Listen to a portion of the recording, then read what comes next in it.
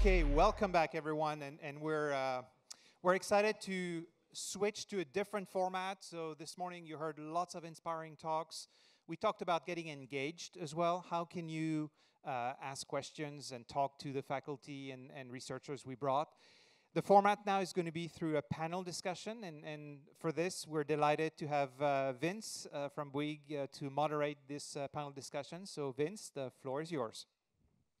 Well, thank you very much, Olivier. Welcome, everyone. Welcome back after this networking session. I'm very excited to moderate this panel today with people we already know. And Kathleen, I admire your supermind ability. Even the shoelaces of your sneakers match the color of Bouygues, so this is really fantastic. So Kathleen and Ben, there's no need to introduce again because we had a presentation before the break, but let me introduce Anna. Anna, you, after 25 years, working in the railway in environmental sectors, you are currently Executive Vice President at Equans, a Bouygues Group company and a world leader in the energy and services market with a revenue over 18 billion euros and permanent offices in more than 20 countries.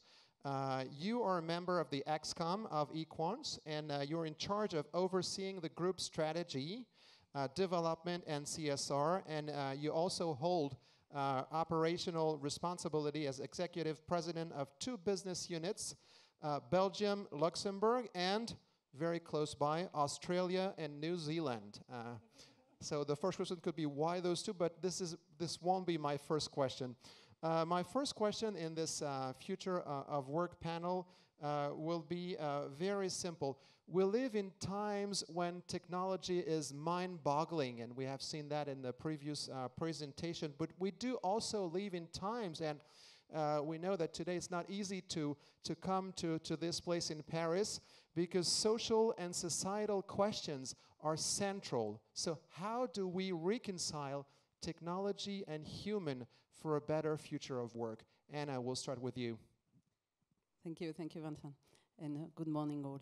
So it's a very interesting question because as we've seen, the technology evolution is exponential, and how do we reconcile this with a better future of work for society, for people, and especially for the planet?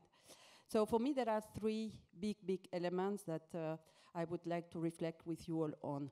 The first one is that I believe that technology should be around scalability, but not really about, and you've touched on it, about replacement of people. So we should use technology, and this is, I think, what we are trying to do at Equans very well, is use technology to enhance the human capabilities and not just to replace people by robots. So we should not, for me, we should not fear about automation when we have very good examples of hypervision solutions for sites or for cities, where finally with a visual that is enhanced by AI and other technologies, we are able to detect defects so that our technicians don't have just to go in the cities or in the sites looking for defects and checking parts, but really use their mind for complex problem solving and then just go there whenever they need to solve something important. So for me, that's the first concept that I would put on the table. The second one is that to do this and to be able really to scale, we need to train. So how organization, and you've touched base on that, how organizations we get ready to upskill our teams. So it's something that we need to get there in terms of organization, but we also need to get there in terms of individuals, because we need to be ready to question ourselves, to be agile, to be really looking forward, a new challenge, and changing a bit our jobs. So scalability, learning. And the third one, and for me, it's an additional one that we have not touched that much this morning, is about how do we address the environmental and the social responsibility? Because I cannot imagine a future of work where the topic of positive impact from companies will not be on the table. And this, it's something that we need to engage more talents, and to engage a bit everybody and commit the teams of the companies, that we see that the company is there for good. And in Equans, for instance, if I can quote some examples, because I think we can reconcile very well the two things, the performance of the business and the positive impact to the planet. We do a lot of solar parks. So doing solar parks, finally, we use a lot of technology to connect it to the grid, to have adaptability solutions. We also lower emissions of our customers. And on top of this, we keep the teams engaged. So solar farms, we can quote also geothermal solutions for the future of heating and cooling. So I think these three topics of being engaged with the planet and give meaning to the work and to the company, the ability to be agile and to learn, and the scalability and not just replacing people by robots. I think these three interesting topics too. Thank you very much, Anna. I take this opportunity to tell you that you can go and you should go on Pigeonhole to ask your questions to the panel, because I want this session to be as interactive as possible. So we'll take sessions from the panel on Pigeonhole, and I have the return, I hope, have the return here on my screen from the Pigeonhole questions. But let's move maybe and piggyback on Anna's answer with you, Kathleen, on maybe how is this Supermind collective ability helping us, or will it help us to solve this conundrum of technology versus human? Sure. Well, first I want to say, Anna, thank you. You validated sort of my work and the mission of the things that I do on the idea that we need to design organizations and new systems and processes so that we're not shoving humans into a technology loop, but in fact we're bringing technology into the human group, and that's what we need to be very thoughtful about, how we build new organizations and change our processes so that we do that effectively. And that is what we do with Supermind Design, is how to do that. It is a design process for doing just that. And the sustainability issue is something that's near and dear to our heart. So I think I mentioned in the last talk, but that's like an example that I'm preparing for, that we're kicking off on October 30th, is bringing together manufacturers and designers of shoes, all of big shoe brands. So we're working with New Balance, Brooks, Crocs, and then we're also not only just working with the shoe designers and manufacturers, but also part of the makers of shoe soles and different aspects of things, and then the distributors such as Target and companies that actually control the entire supply chain of the manufacturing and distribution process. How do we think about circular economy for shoes? And how do we do that in a completely new way? Now I need to talk to Ben too, because I know he thinks deeply about these types of systems. We are trying to create a new organization that will help these companies to do it, because the companies as individual companies, it's hard for them to create a system that is the entire system for a consumer. There's not the incentive structure for them to do it. I like to use the analogy of, imagine that when the airline companies were first starting, if each of them created their own closed loop system where there was, every single one of them had their own airport. Like, that would be a very different world that we would live in, with a lot of airports. But in fact, there's shared infrastructure in the middle. The other thing about shoes, they're really hard to recycle. There are 500 million shoes that go into landfill every year. Like, that's a problem that we need to solve. But you can't just throw these in a recycling bin. Every shoe is different, and it's a lot of different materials. It's sort of like your cappuccino. It's really hard to take the milk out after it's already there, so how do you take apart all of the parts? We're working through this process systematically to think about the process of this, but then the process for the manufacturers, the distributors, the consumers, and starting with the designer. So it's a big process, and we're applying the framework to do just that. Thank you, Ben. Ben, your take on that. How do we make technology human centric? Well, first of all, it's all coming together. You have very stylish shoes. You're working with shoe companies. It's like it's explaining the link. So I'm also going to refer maybe to one of the questions, because it was how I initially thought about your question was what do workers want in terms of better job quality? And for a long time, at least in some industries, what workers want, the voice of the workers was represented by organized labor, and it was a pretty monolithic voice. And I think, at least in the US context, the decline of organized labor has come with a lot of very negative consequences, but there's also an opportunity to think about worker voice more individualistically and provide opportunities for workers of different preferences. And we see this somewhat in the gig economy. I see a remote working 4-day work weeks, that you could design jobs to attract different kinds of workers and appeal to different kinds of preferences, such that a job designed might be really appealing and a high quality job to one person with one, say, set of personality and skills, and then another job might be totally unappealing. So I do think that there could be more personalization of work that appeals to what an individual might want in a job. Now, the risk of doing that is that if you're designing a job very specifically, there's also the potential for an employer to use the technology to control the worker and to essentially exploit their labor. So I think there needs to be the technology can be used to personalize, but also to control. So you need to kind of maintain autonomy for the worker, some kind of mobility. I'm optimistic, though. There's been a lot of concern about technology used for surveillance of workers and exploitation of workers, but I'm optimistic in part due to demographic trends, mostly in high-income countries, that birth rates are down, labor force participation is flat or down, and in the United States, for the next 20 years, it's highly likely that we're going to be in a labor shortage, and it's going to be a very pro-worker environment where companies are going to want to retain workers, and workers are going to have an advantage when they're bargaining to redesign their job or act on behalf of their preferences.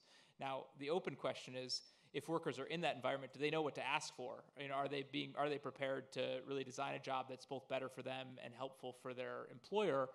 That remains an open question, but I do think the tides are shifting, at least in the context I know best, toward a more pro-worker environment. Thank you very much. So a lot of feedback on the pigeonhole here. Maybe one that interests me that I will direct to you, Anna, as a follow-up on the first question is, we do see a lot of changes in the work habits. I mean, we are doing remote work, we are doing presential work, we have this set of new tools that we are all working with. How do you factor this in your company at Equans, and maybe more largely in the Bouygues Group, into a solution combined maybe with technology for a better future of work? It's a very good question, because basically it's a huge headache for the management, because we are used to a certain model of business, and when we try just to implement tools and technology to the same model, it's not matching. So you were saying it very correctly. So we need to understand how we can change our way of working, adapting it to the expectations of the teams and technology. The problem I see in that is that we have a lot of manual work. There was one question before around, okay, we are missing manual people installing, doing really things that have to be done on the ground and with full presence. So in Equans, we are a bit careful on all the remote management and all the working from home. Of course, we open that and we embrace a bit the new way of working, but we also have to think that there's a lot of things going on the field, and we don't want to have like the workers on the field and all the management at home doing home office. So that's a bit our dilemma today, and we try to do it face by face and change also the way we do meetings. It has a lot of good advantages. For instance, one of the good advantages is that when the meeting lasts 1 hour, it lasts 1 hour, because the call is cut, and so there's lot of things, and people are much more, instead of spending 15 minutes drinking a coffee before the meeting to try to get organized and explain what you've done in the weekend, we go to the point because we are online. So I think we also try to put on the table what is positive about it. Especially in Latin countries. Of course, it might be a little difference in the US or somewhere else. To compliment on this one and maybe piggyback on the second question from Pigeonhole, how can you how do you envision a shift maybe in the workplace, the way work is organized, and how can maybe your design thinking approach can help concretely your companies, your partners to accompany this change management? Actually, let me talk about a quick technology that we spun up over this summer of 2020 when the pandemic hit. One of the things that we saw, I think there's a lot of positive aspects of having online meetings and doing that. We've saw a tremendous amount of aspects of that. And one of the issues or concerns is the connection between people and the connection between workers, and just sort of understanding each other personally is so important in being able to work effectively together. And so I don't know if the term here, but the water cooler, like conversation around a water cooler or in the kitchen and different aspects of that. So we spun up a technology called Mingler that was plugged into like sort of your meeting, but before or after the meeting, you could have side conversations quickly, just jumping into a different meeting room. And Zoom sort of has picked up on the aspect of that functionality, but it didn't have it at the beginning. And so that was something that we saw the importance of those types of things. And that's part of like the collective intelligence and supermind mapping that we're doing, is looking at how do we need to transform ways that we operate, keeping those human elements and the importance of those connections. So that would be one example. Yeah, thank you. And maybe going to Ben now and to follow up on this question, how can you drive the message? It's one of the questions from the Pigeonhole. How can you drive the message? Technology is very cold. It's very unhuman somehow. How can you drive the message that AI and technology can bring joy to the workplace and can bring something human and emotional and positive, and not only basic productivity, maybe? Well, I'm not really convinced by that message. so I don't want to make that. That's what I like in my panels. I'm not going to be the messenger for that in particular. You don't think it's true? That I was inspired by some of Patty's examples that do bring that into it. But for me, when I'm looking for emotional or human connection or joy, I don't look to technology. I get as far away from a screen as possible. So that's a preference, right? But a lot of these preferences are individual. And I think one of the questions in the workplace in particular is going to be whether our use of these tools is a choice or whether it's necessary in order to do our jobs. So one lesson from the introduction of personal computers, for example, in the 80s and 90s was, did your company essentially give everyone the option to use a personal computer at their desk, or was this mandated by your team that you had to now do your work on a computer and your job was redesigned to include computers part of your tasks? And what they found was that the teams that reorganized around computers became much more productive than the more individual choice model. So I think that the risk of integrating these new technologies is that the most productive path isn't the path that gives the best job quality outcomes for workers, and that there's going to be a conflict there if that happens to be. But some organizations, I think, might trade off a little bit of productivity to support job quality and flexibility for their workforce, or try to support joy in the workplace.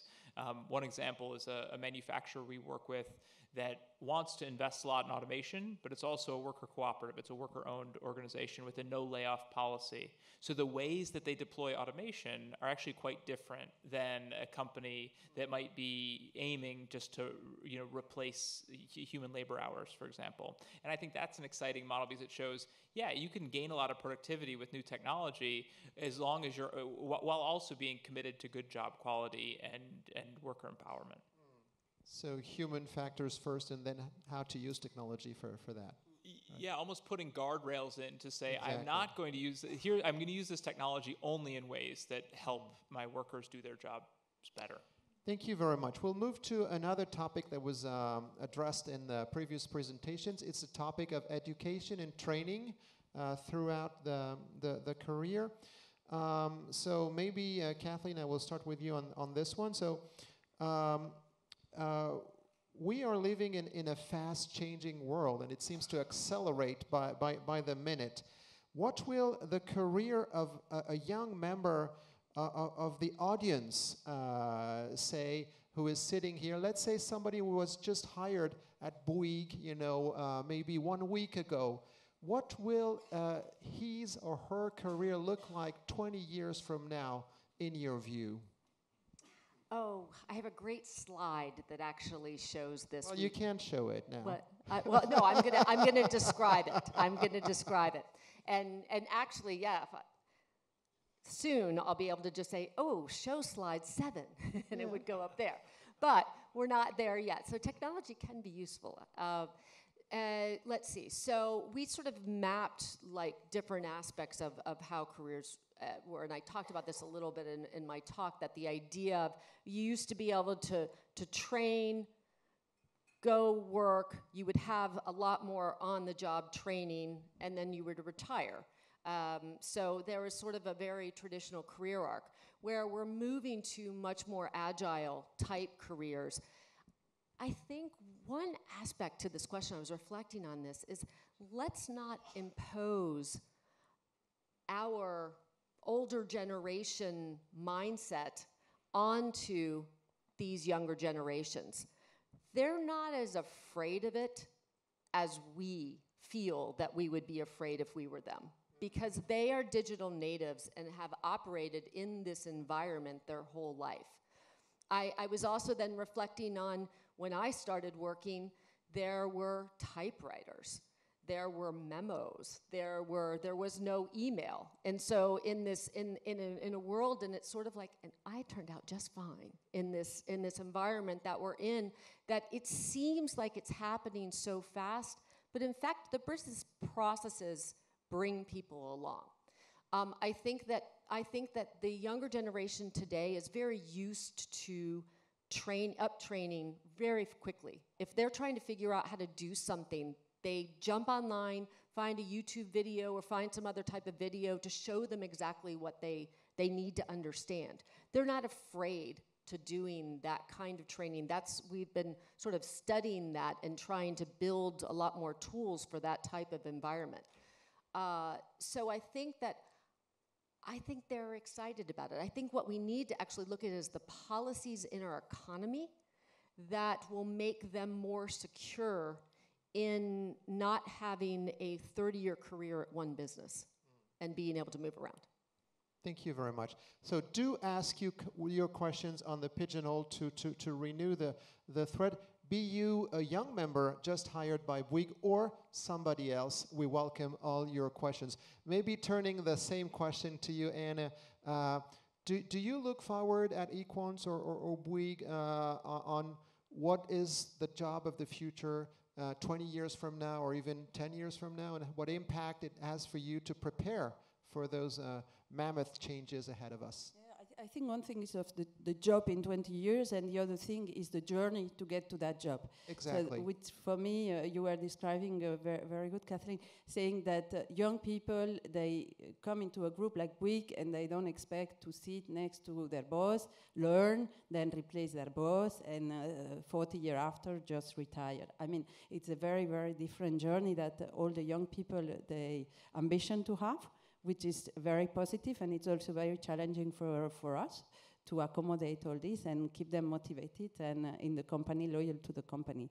So one of the things that I would like also to discuss and to share is very linked to the ecosystem of shoes. Because for me, one of the things that will happen for sure with a young engineer joining Bouygues tomorrow in 20 years is to work in networks. And I think we should be able And we are trying in Equans very strongly to create transverse networks, because one of the things that for me is very exciting about technology is that human beings, so teams, are able to create solutions for customers based on new technologies, but do it together with a certain collective intelligence, saying my experience in this department and my experience in this country, and then we get together and we build solutions for our customers. At the end is what it brings a business to the company. And working in transversal and in networks, I think it's something that young people are very able to do, and they are less linked to the hierarchy, saying I need to ask my boss if I can transfer you this information, for instance, which used to have a lot in hierarchical companies. And I think now everybody is much more free, much more transparent, and this also brings the fact that people get to know colleagues from other departments or from other countries, and then they jump career-wise to something else and to a different unit or in a different company, much more easier than before, where people were in very hierarchical schemes where they were not talking to anybody, so they believed the only workspace they could grow is their own business unit. Thank you very much. I see that nobody really wants to answer my question. What will the job look like 20 years from now? Let's see if I have a better go with you at this question, Ben. Or if you want to answer something else, you're free to go. I think it's going to look a lot, quite similar to what it looks like today. I think that job categories have been very stable over time. There have been some new jobs that have emerged, some jobs that have gone away or kind of changed shape, right? What it means to be a machinist today looks a lot different than what a machinist looked like in 1970, but for some reason or other, we still call them a machinist, and they still have many of the same tasks at their core. So in terms of the tasks that people are performing, I think, part of the reluctance, I think, is how difficult it is to forecast, and that forecasters look like fools inevitably in 30 years, even though they're not held accountable. It comes to kick back 20 years after, so I understand you don't want to take positions. I know, I have it on my calendar, a meeting in 30 years to look at all these, to analyze these, but So one thing that everyone's been pointing to is turnover as a main change in the labor force, and that does seem like something that is different. And given the labor shortage that I mentioned and these kind of megatrends, I do think it'll continue to. The high turnover environment seems to be here to stay. Now, one of the questions, like, some firms seem immune to it, right? There's some firms where employees still have very long tenures. The average tenure is very long. People stick around there for their careers.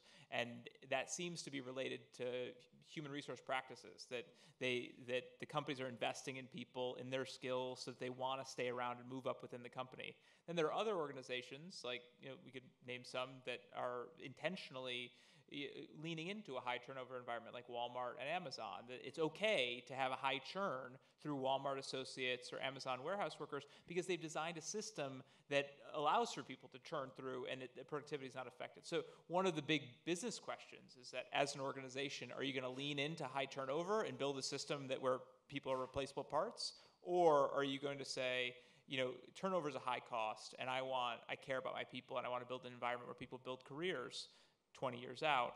I think that's a dividing line for a lot of companies. Well, we're starting to have a bit of controversy here. I love it. So maybe before we move to you... What was controversial about that? Well, I will tell you that. Okay. And I will turn the floor to Anna. Didn't answer the question. Anna just said we want to retain our employees as long as we can. And you said some companies don't. They favor, they welcome turnover. So what's your take on that in your company? And then, Kathleen, you had something else to say, I think. Well, I think it depends a lot on the market you're playing in.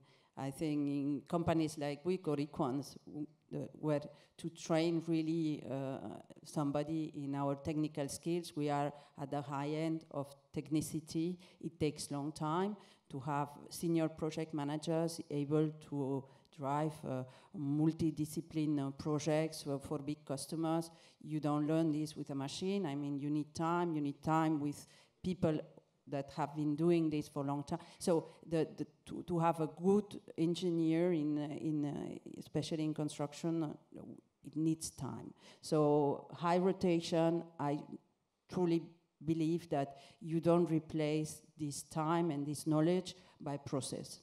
I mean, companies that have done process and gate reviews and checklists to make sure that if the guy has not the right skills anyway, if he follows the process, this will happen. I'm against it. And I'm also, we are in a market where our customers, because again, companies work for customers, so if we mirror our customers, they expect from us to have high skilled professionals with good track records. Yeah, it's very sad answer to me. Kathleen, you wanted to comment? Well, I think then that seems to be, that's a management and a cultural decision that you're making as a company, that you're going to make sure that the incentive structure within the organization is such that you'll retain those people. And that's a choice, and that's a management decision, and then you'll set your system so that it works that way. I think that the hiring area is something that's really interesting, and I mentioned that that's a big research project that we're working on right now. In looking at, we're working with John Horton at MIT, who's a labor economist, and looking at the ways that you can do skill matching in new ways, so that in certain jobs where there is a lot more liquidity, that there are ways that the market can work very effectively. In other jobs that take a high degree of specialty in a specific company and market, that those probably algorithms don't work quite as well. And I think that's to Ben's point, I don't know that work's going to change fundamentally. I think the underlying theme of everything that we've been talking about is how do we augment sort of the work to make it more effective and to make our organizations more intelligent. Well, thank you very much. Anna, I will leave you a chance maybe to clarify one of your points. I'm not sure it was well understood. It's the first question here. Maybe that's not what I understood from what you said, but can you clarify this? Yes, indeed. And okay, with my profile of Spanish that loves to contact with people and really have a good relationship, that because I believe that by personal relationship you solve most of the problems. I think life is full of contradictions, and in this specific topic is a question of balance.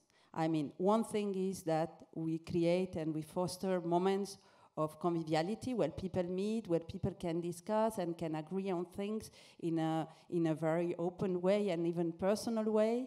And there are moments where you need to keep going and try to do your meetings with a certain objective and be a bit productive. I think it's a question of balance, and some virtual meetings can be extremely productive, but only virtual meetings can be a catastrophe to the company. So I think my purpose was you need to balance both. Yes, thank you very much for this clarification. I think the second question is also very interesting. Maybe if we want to go a bit deeper and in a more concrete way onto our topic, let's talk about the middle managers. You know, they're oftentimes mentioned as the people, you know, caught between the hammer and the anvil. And so what's your take on that? Maybe Ben, we'll start with you. I was trying to locate the second one. It just What is being? Oh, sorry, it's been moving. Sorry, it's disappeared. But basically, middle managers usually they have to cope with the demands from the hierarchy, and then to cope with their employees. And how do you? It's a tough job. Yeah. So I'll give an example from 2 hospitals we've been studying. So both hospitals. Luckily not a problem as much in the French healthcare system as far as I can tell, but American hospitals, there's a huge administrative burden such that a big portion... Well, come to France. Well, there's a big portion of each hospital's staff and resources devoted to performing these, many of which are routine administrative tasks, coordinating various private insurance companies, et cetera. And a lot of these tasks were candidates for automation. And hospital systems started adopting these automated software technologies that would allow them to essentially program a bot to perform these tasks. And what I think is so interesting is that it's not enough that the technology can perform the task. It was how this big complex bureaucracy figured out what tasks were the best candidates for automation, how workers would adjust. So we studied these two large hospital systems, and they did it in a very different way. One hospital system essentially had their CFO said, we have this priority that we're going to automate these systems. Let's look for tasks in these systems. And the middle managers had a job, kind of a dictum from up high, that they were to find tasks to automate in these strategic areas. Much top down, I could see the anvil and the... Very stressful for the middle managers. I would imagine stressful. It's also... So there's a trade-off, right? There's stress, but there's also the resources to go and implement and then to deliver. You know exactly what you're supposed to do and what metrics you're supposed to hit. The alternative, the other hospital system, said we're going to let all of the workers closest to the line propose what they think should be automated. What don't you like about your job? What are these tasks that you think would be good candidates for automation? And each of them could write little proposals. Then those proposals would be filtered up through the middle manager and then reviewed by a board of people. And I think that intuitively the bottom-up approach is more desirable, but it also comes with trade-offs, because at the frontline level, they might not be able to see the bigger wins and essentially the higher order productivity gains that could be seen by the middle manager. So then the middle manager is forced to implement things that might not contribute to the bottom line as much, but are supporting the frontline workers. So both have this trade-off, and I really don't think either is enviable, but some kind of hybrid approach seems to be the best. That's very good. And it befalls on you, Kathleen, to rejoin those two paradoxes. How do you combine that? Excellent. Okay. So we have a research scientist at the center called Mark Klein, and he's been working on exactly this challenge. His work, he's developed a platform called the Deliberatorium, and it is how often in a situation like that where it's a hierarchy and sort of it's a question of do you do top-down or bottom-up decision-making? If you do bottom-up, how do you make the choices and make the decisions? The Deliberatorium is a platform and an AI that actually helps to address both levels of priorities, and how do you do that in a very rapid way? Because if you think about if you're trying to do the sort of the bottom up, that could actually take a long time to accomplish and do that effectively. So that he's been studying this phenomenon for years and had developed different systems and frameworks around that. Thank you very much for this very interesting discussion.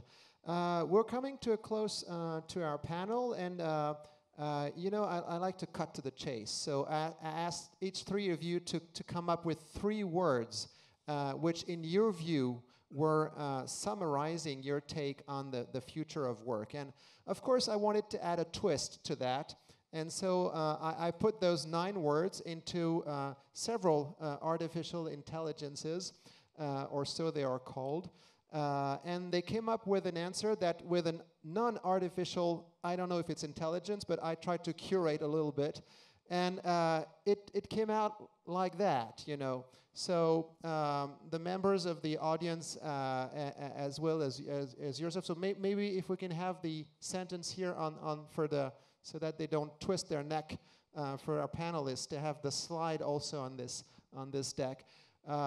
This is what the artificial intelligence came up with. So what do you make of it, and how does this fit in this morning? Maybe, Ben, we'll start with you. If you give me a second to review this here. It does have... for anyone who's taught undergraduate students, there's kind of a ring to the ChatGPT and the freshman college student essay, I think. And I think it's representing kind of a median writing level and kind of filling in meaning when there isn't, and it's not a ton of substance. So I would say it's not what I meant by the 3 words, but it is one interpretation of them. I'm trying to be gentle here. You're not taking any risks, are you? I'm not taking any risks. Yeah. No, I mean, You're being very cautious, you know. Well, I'm being cautious. Professor coach. I am. Go ahead. We're among ourselves. As you could probably tell from my earlier remarks, I am more of a skeptic, and I am not going to be a user of these tools very much in their current form in my own work. And I was interested and excited early on to query the kind of the main public-facing tools for questions that interest me and to see if they could be assistant. And I wasn't very happy with the responses. And I'm happy to go back and continue to iterate, but I'm not as enthusiastic as a lot of people. Okay, so back to your own words, your three words. So they were craft, process, and truth. I want to ask you to comment on all three of them. But I like particularly the first one, craft. Can you elaborate a bit on this one? Why is it so important for the future of work? Yes. So I meant the three of them as kind of skills or areas of emphasis for workers to thrive. So process knowledge, I think, is incredibly important, even more than technical knowledge in this context. Craft skills, for example, the big shortage, I don't know, in the United States right now of carpenters, which I think of as one of the oldest jobs possible, and this craft that is just persistent in its value and its appreciation in society, and also the value that people get and the satisfaction from doing carpentry and doing woodwork. So I really find that important and almost insulated from a lot of these technology discussions. And then truth, this goes back to I think all three presentations had an element of this, but this idea that when the machine cannot know the truth by the structure of how it's built, then the human needs to be able to be excellent at understanding what that means. Thank you very much, Ben. Kathleen, maybe to you for the same comment first on the text that came up from the intelligence, artificial. I mean, I think that it's interesting to me to see the recombination of that, and that it would have been very interesting also to see all the different outputs that you got. Like this is just one that was chosen, and I think maybe seeing the different results would have been continuing this conversation that we're sort of struggling with. How do you use these tools? So you actually took the tool and applied it in a way for how to make the panel better. Like that's actually applying it to a task. How long did it take you to do that? How many results did you need to sift through? How many times did you need to fine-tune your prompting? So you did prompt engineering, right? That's a new skill. We're probably going to have prompt engineers as a skill. I actually have a management a management student who just is working on his master's, that his thesis is on prompt engineering. Like, we didn't have that 3 years ago. So it's sort of this idea of this new thing. So this, I think, my words, agile, collaborative, and education, I think it was interesting how all of our words sort of were similar. We hadn't talked to each other in advance. We didn't do a prep call. The similarities to that, and that you used the artificial intelligence to bring this together, that's interesting. Thank you very much, Kathleen. You're the real MIT professor. I come up with questions, and you give me back more questions. Thank you very much. Anna, we'll conclude with you on your 3 words, and maybe first your take on this little sentence. So I'm supposed to give answers, no? Well, it's your call. No, but I think it's a nice exercise. It's a nice rewording of the combination of our words in a very logical way. So that's quite what IA is doing today, no? It's a bit rewarding things in an intelligent way. So it's nice exercise. But it shows also that all our words were very, similar, or the concepts we wanted to express, I think, were very converging. So that's what it's interesting, the way we see the future of work. On my side, I saw it very evolving, because it's a bit the contrary of static, because I mean things are changing and we need to adapt, and that's a bit the sense of evolving. The sense of meaningful, because I believe that companies will have to find a sort of mission and mean to their activities at one point or another, and this will resonate a lot with the type of work and talents, no matter at which hierarchical level we're looking at. And the network, because collective intelligence, for me, it's a must, and it will be a must in the future. Well, thank you very much, Anna. Thank you very much to all three of you. I tried to push you to the limits. I hope you will forgive me for that. And with that, I'll leave you with our closing remarks with Marie-Luce. Thank you very much.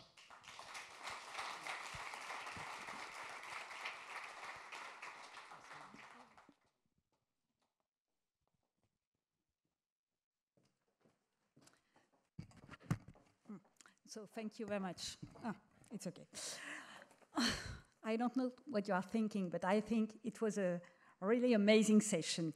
This morning, we had the opportunity to dive into this exciting topic. What could be the future of work, especially with the emergence of generative AI?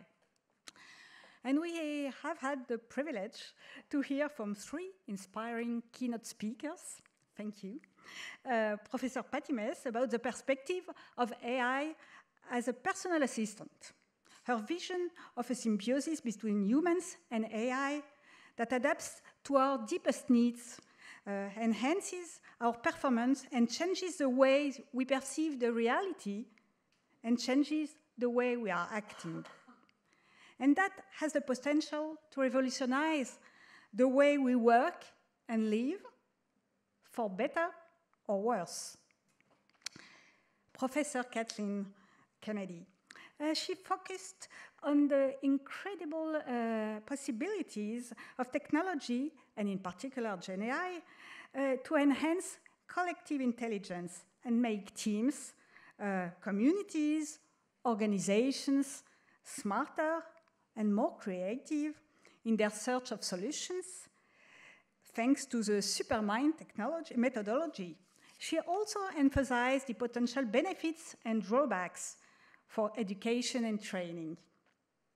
Professor Ben Armstrong highlights the profound changes AI could bring into a professional world, but gave us some precious insights about the caution we must have into his introduction. Using real-life examples, he highlighted the importance of re-engineering the processes, the operational processes affected by AI, and alerted us to the unresolved dilemma between flexibility and reliability. Not easy for me. During the round table, we had a wonderful panelist. I'm not sure, Vince, you have the answer of your question about the jobs in 20 years. I'm not sure, but the discussion was really interesting. It reflects the future in which AI, and in particular Gen AI, will play a major role. But also the challenges it raises in terms of sustainability, in terms of training, in terms of impact on people. And I think we must not be naive on that. The introduction of AI could really be impactful for companies. But we must embrace the challenge with determination, enthusiasm, transparency, collaboration, and we must always be ready to evolve and help people to, and help everyone to evolve, to create a future of work that is both fulfilling and sustainable. Thank you for your participation and attention, and have a great lunch.